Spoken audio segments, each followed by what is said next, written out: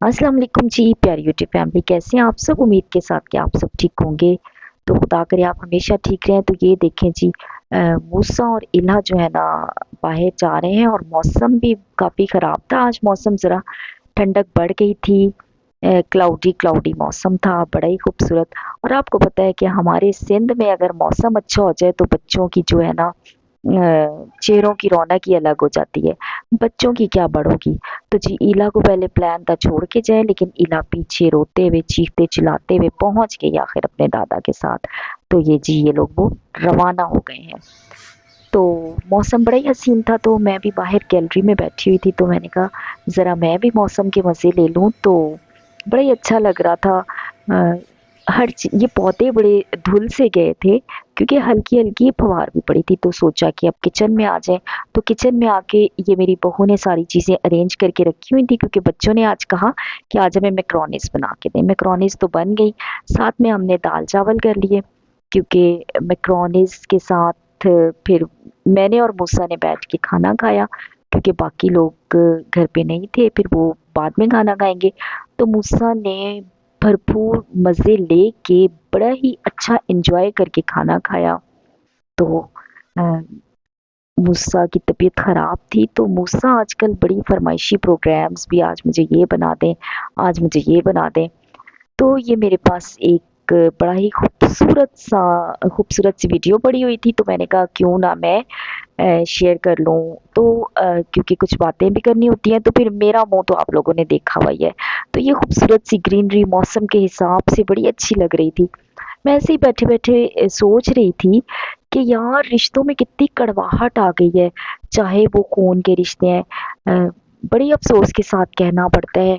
मैं एक मैयत में बैठी हुई थी, तो वहाँ ख़वातीन एक दूसरे से कह रही थी, किसी हमारी फैमिली फ्रेंड में किसी की डेथ हो गई थी, तो वहाँ जो ख़वातीन थी वो कह रही थी कि भई इसकी बहन को भी फ़ोन कर दो कि आखिरी दीदार अपने भाई का कर ले।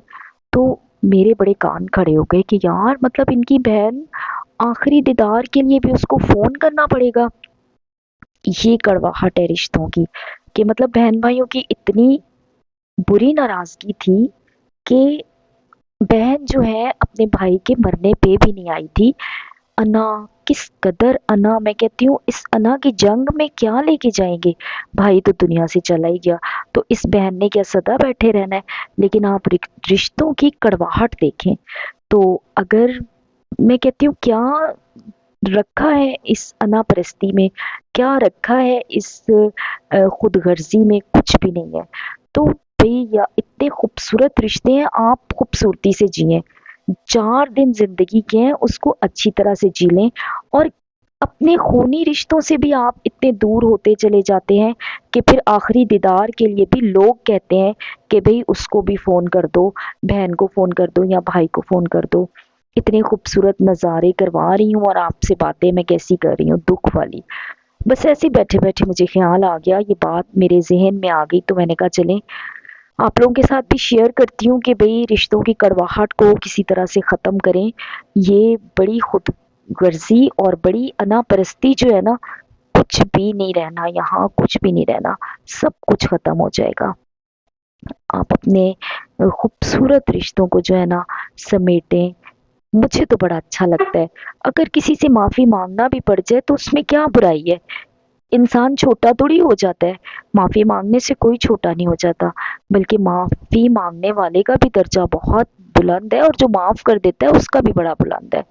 तो हमें जो है ना एक-दूसरे से माफ़ी माँग लेनी चाहिए अगर नाराज़गी हो भी तो।